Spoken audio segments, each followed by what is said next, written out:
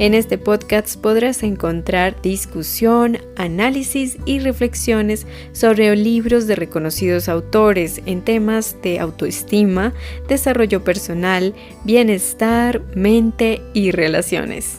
Bienvenidos.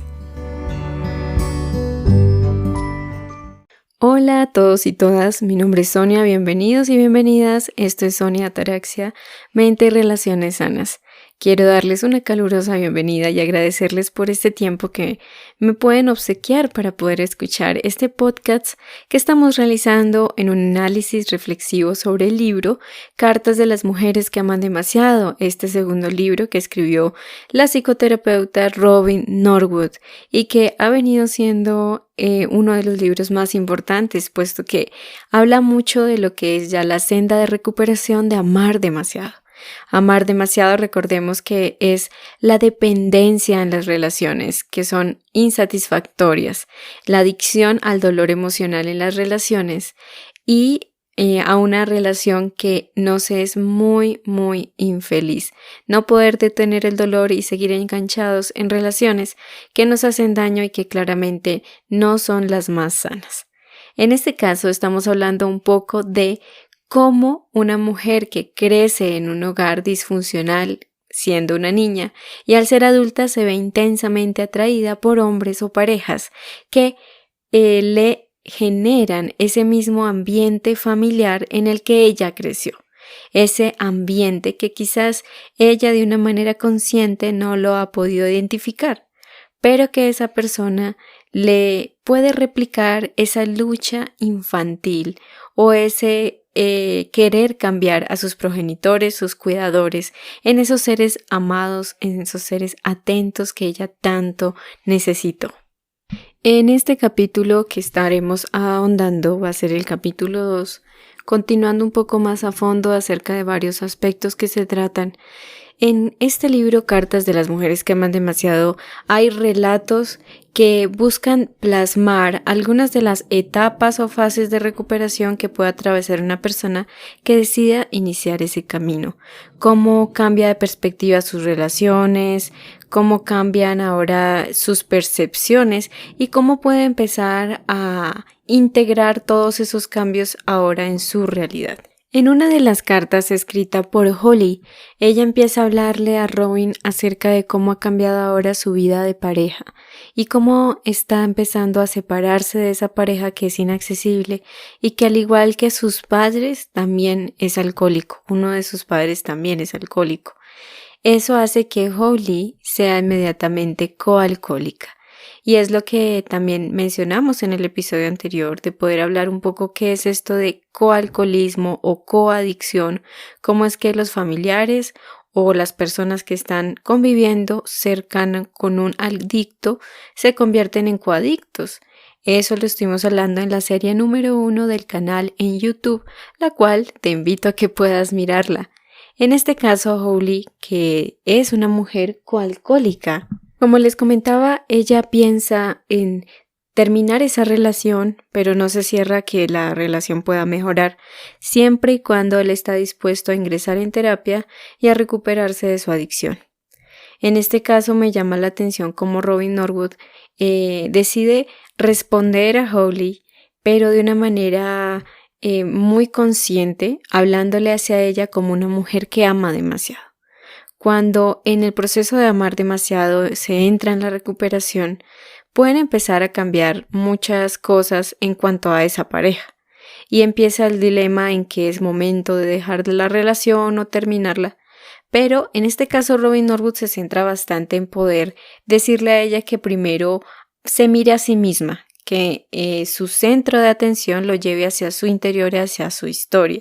Puesto que este asunto de la bebida no era algo nuevo. De hecho, ella se casó siendo su esposo ya un alcohólico activo.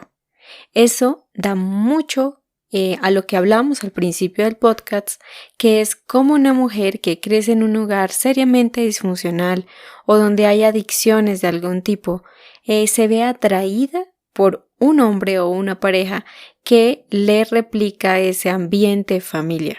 Robin Norwood también resalta bastante que como una mujer que ama demasiado, hay una intensa necesidad de seguir cambiando al otro, de seguir ejerciendo presión de alguna manera para que esa otra persona llegue a ser la persona cariñosa, más comprometida, más responsable o la persona que tenemos en nuestra mente, ¿no?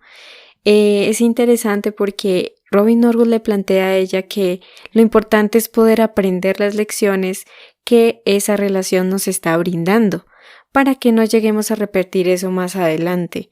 Es como un examen, ¿no? Cuando yo quiero omitir el examen, omitir esa prueba, pues más adelante la vida va a poner circunstancias muy similares o mucho más profundas para que yo vuelva a pasar por lo mismo hasta que algún día yo esté dispuesta a expandir mi conciencia y a cambiar.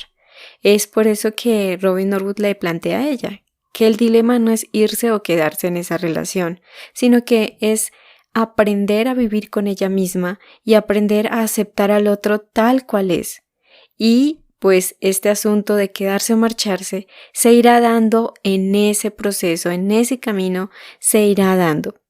Otro aspecto muy interesante es que cuando una persona que ama demasiado, cuando una mujer ama demasiado, tiende a querer seguir cambiando y presionando al otro para que se vuelva más cariñoso o más amoroso o se comprometa o quiera cambiar, eso va a ser lo contraproducente, completamente contraproducente. Lo que va a generar es que el otro tenga una respuesta bastante negativa, se retraiga, se resienta y en defensa propia pues termine siendo mucho más agresivo, mucho más evitativo, muchísimo más prevenido, y yo creo que de pronto si nos identificamos con eso, a mí por lo menos personalmente me ha pasado, que cuando más queremos que el otro cambie, el otro no va a cambiar, de hecho va a seguir como en esa otra polaridad, porque siente efectivamente que lo queremos cambiar, que lo queremos presionar y que esa persona no está bien tal y como es,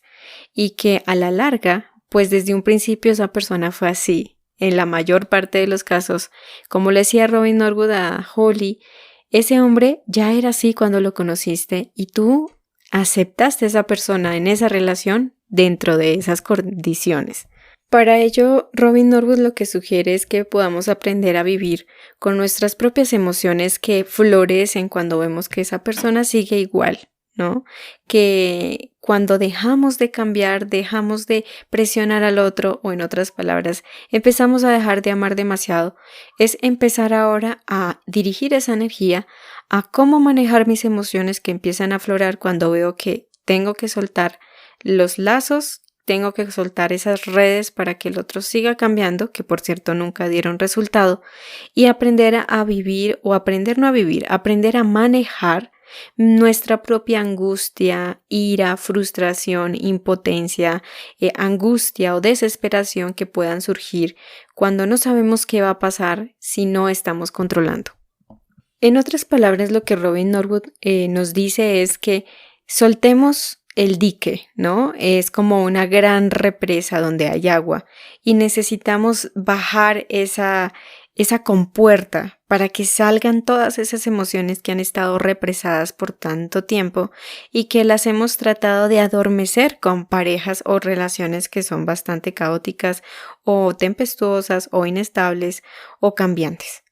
En este caso, ella nos invita a que podamos rastrear ese dolor en nuestra historia, podamos rastrear esas emociones en cómo se originaron en nuestra vida, y para eso pues tenemos que irnos a nuestra infancia, cómo esto se sigue replicando y en otras palabras pues despertar esa conciencia, ¿no?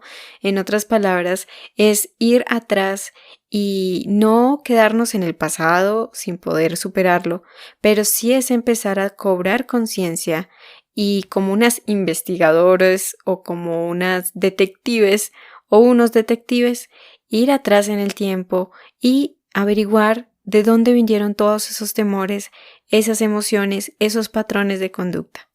Hay que recordar que ninguna pareja o ninguna relación nos va a proporcionar el anestésico suficiente para adormecer esas emociones, para detener el dolor, para olvidarlo supuestamente. Siempre ha estado ahí ese dolor y por eso pues podemos aplicar aquí también esa ley de la no resistencia, que se me viene mucho a la mente esa ley de la no resistencia, que es, pues a lo que te resistas va a persistir.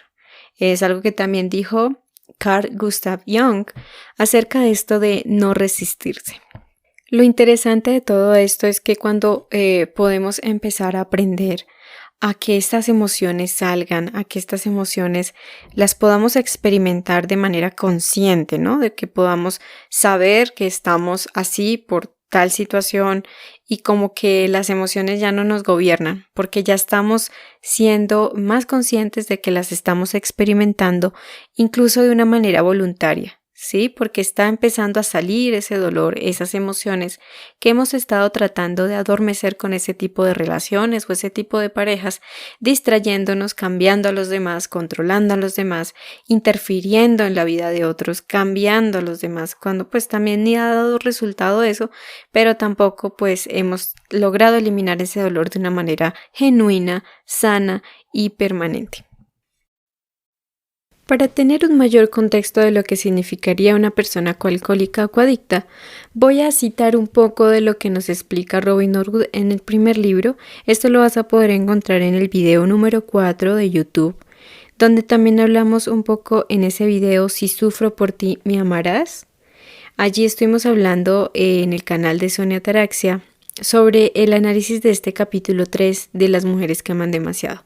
Allí nos conectamos un poco más de lo que significa la coadicción y simplemente se refiere a alguien que ha desarrollado un patrón dañino de relacionarse con los demás como consecuencia de haber estado involucrado de cerca con alguien que padece la enfermedad de la adicción, puede ser el alcoholismo, las drogas, la comida, etc. Cuando uno de esos padres, el cónyuge, un amigo o un hijo es adicto, la relación por lo general provoca el desarrollo de ciertos sentimientos, ciertas conductas en el coadicto, ¿sí? El estarse relacionando con un adicto genera ciertos patrones de conducta específicos. Los 3 principales serían escaso amor propio, como lo mencionamos, también la intensa necesidad de ser necesitado, de rescatar, de salvar al otro, y, como ya lo mencionamos, un fuerte deseo de cambiar y controlar a los demás y la voluntad sacrificada de sufrir de manera consciente. Eso pues fue una paráfrasis del capítulo 3 que lo mencionó Robin Norwood en su libro Las mujeres que aman demasiado. Ya trasladándonos a lo que es el relato de Willow y su hija, allí podemos ver que Robin Norwood ya nos menciona un poco más de que en su experiencia profesional con adictos, ella ha podido ver que un adicto nunca deja de consumir o ingerir sustancias para satisfacer o hacer felices a los demás o para llevar las cosas en paz. Usualmente lo que ella ha visto en su propia experiencia tras muchos e innumerables casos de adicción de pacientes así con estos cuadros y también familiares, sus familiares, es que un adicto se detiene de consumir porque las consecuencias de su adicción o su vida se ha vuelto tan intolerable, ¿sí? Las consecuencias, lo inmanejable de su vida es lo que le toca o lo que le hace que termine de dejar de consumir, no para ser felices a los demás. Y ahí es donde, pues eso muchas veces no lo sabemos, ¿no? No sabemos cómo actuar frente a una situación de esas que es tan delicada. Ella lo que le sugiere a Willow, que siendo una mujer que ama demasiado y que es la mamá de esta joven, ella lo que le sugiere que puede hacer es primero trabajar en su propia recuperación. Ella por sí misma, por sus propios esfuerzos, entre más trate de controlar o imponerle a su hija y obligarla a que lleve una vida diferente, lo que va a hacer es que empeoren las cosas. Eso no va a ayudar en lo absoluto y a veces es algo muy difícil de manejar en los familiares que tienen algún familiar de adicto o con este tipo de problemática. Robin Norwood lo explica de una manera muy directa y le comenta a Willow que lo mejor es que ella puede hacer es cuidar de sí misma. Cuando se ama demasiado y vemos que los seres que amamos están sufriendo o están pasando por una crisis muy dura, de la cual quisiéramos rescatarlos o evitarles el dolor.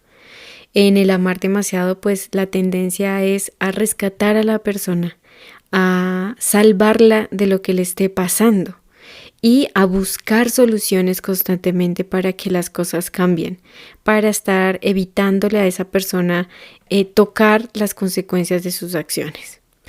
En este caso, Robin Norwood, cuando estamos atravesando por una situación así, lo que nos sugiere es que la tarea no es encontrarle soluciones al otro cuando ya tiene una edad suficiente para pensar, para actuar y para tomar decisiones, siendo ya con las facultades mentales suficientes para hacerlo.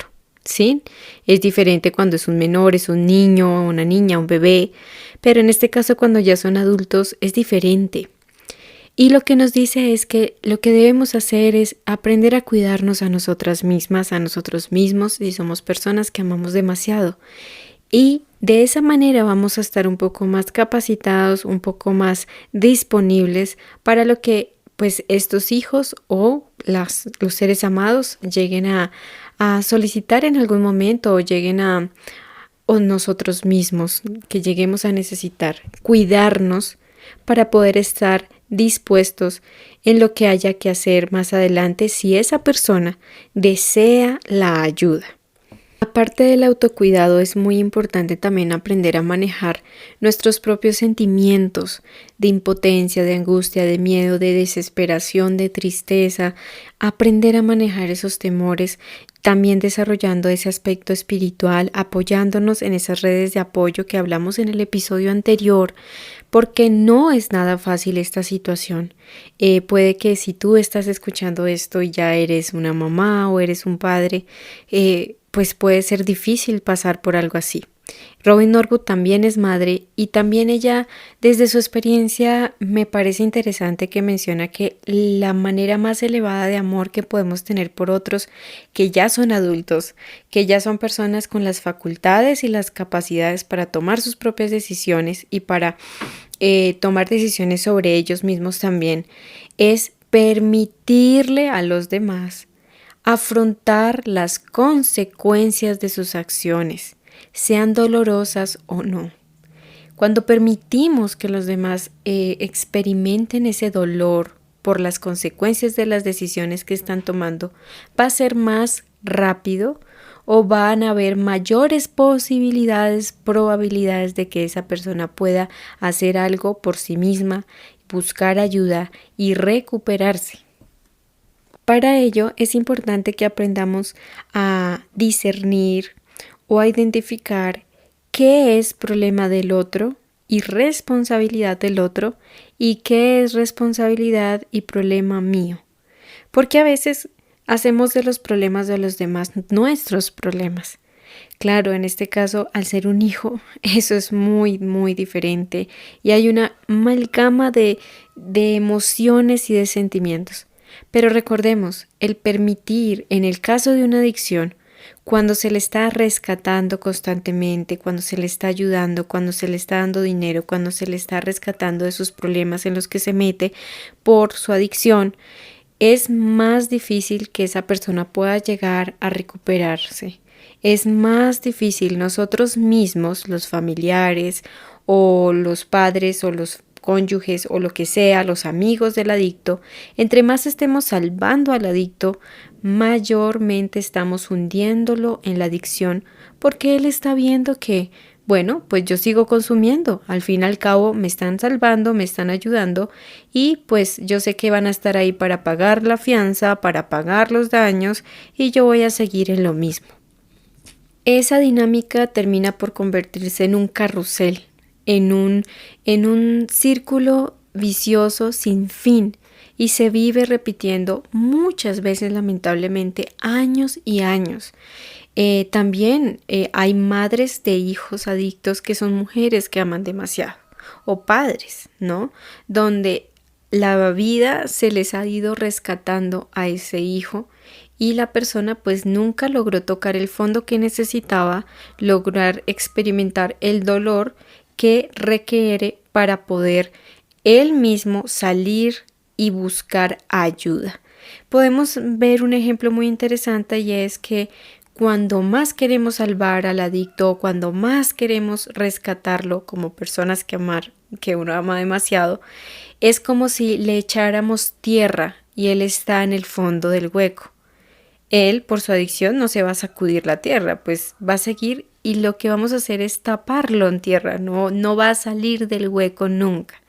Es por eso que también en el libro me llamó la atención, en esta parte del capítulo, la autora habla mucho de que ella vio en su experiencia profesional con adictos que estas personas le suplicaban a sus familiares y a sus padres que por favor no les pagaran sus cuentas, que no les pagaran sus fianzas, que por favor los dejaran en paz, los dejaran tranquilos, que por favor les permitieran asumir la responsabilidad de su vida. Y es muy interesante. Muchos también hablaban a Robin y le decían que cuando finalmente ya sus familiares se dieron por vencidos y ya les dejaron de estar salvando y rescatando, por fin fue cuando ellos decidieron hacer algo y buscar ayuda, y ahí fue donde cambió todo. Entonces, pues es muy interesante ver cómo creemos que haciendo algo que creemos que va a ayudar, lo que está haciendo es sumergir más a la persona en el pozo profundo de la adicción, y nosotros mismos también estamos sumergiéndonos a nosotros también en mucha desesperación y muchos de los problemas latentes que ya hay en la familia se ocultan porque creemos que la adicción es el problema, cuando a veces lo que hace la adicción es agudizar los problemas ya existentes en una familia, en una relación, etc. Y para finalizar este episodio de hoy, dejaré pues este tema como de reflexión, ¿no? Y es que cuando tratamos de salvar como personas que amamos demasiado, cuando nos abalanzamos a seguir salvando al adicto, estamos realmente saboteando su proceso para que el adicto toque fondo y pueda experimentar esas consecuencias de las que ya hablamos. Todo esto también forma parte del amar demasiado. Cuando nos concentramos en que el enfermo es el adicto y no nosotros, no los que rodeamos al adicto, que estamos ahí en ese patrón también disfuncional, haciendo partícipes para que eso siga pasando, ¿sí? Entonces, si nos fijamos, es como si la familia estuviera dormida, es un sueño colectivo, donde todos creemos que de esa manera todo va a salir bien algún día. Y la realidad es que muchas veces hay varias familias que hasta que ellos no despierten, habrán pasado por lo menos 10, 15, 20 años de seguir ahí en esa misma dinámica. En el amar demasiado, el concentrarse en el otro y hacer del otro como su proyecto social, hacer del otro como su proyecto de remodelación humana, eso es el amar demasiado y también constituye un proceso de enfermedad que sin apoyo, sin recuperación también es progresivo, a la par que cualquier adicto. Entonces también la familia de un alcohólico, y en este caso y también de un adicto, no solamente un alcohólico, la familia, el hijo, el padre, la madre, todos aquellos que rodeen, incluso amigos muy cercanos, también necesitan un proceso para que ellos mismos puedan empezar a tener un proceso de recuperación, y así es como termina Robin Norwood diciéndole a Willow: yo te sugiero que mejor te concentres en ti misma y le hagas un favor a tu hija haciendo eso, porque ella debe tener su camino y tú tienes que también recuperarte, porque eso, el sabotear el proceso del otro, eso es amar demasiado. Entonces, pues bueno, quisiera dejar hasta hoy el episodio.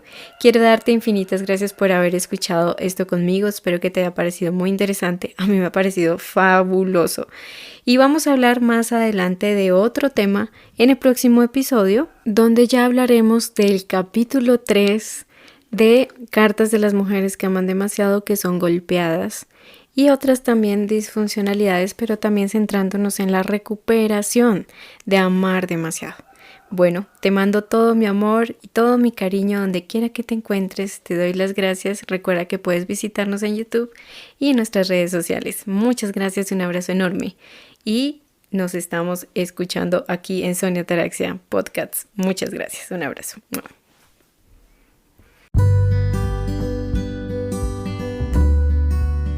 Si te gustaría conocer más, te invito a que te unas a mi podcast y me acompañes a despertar nuestra conciencia.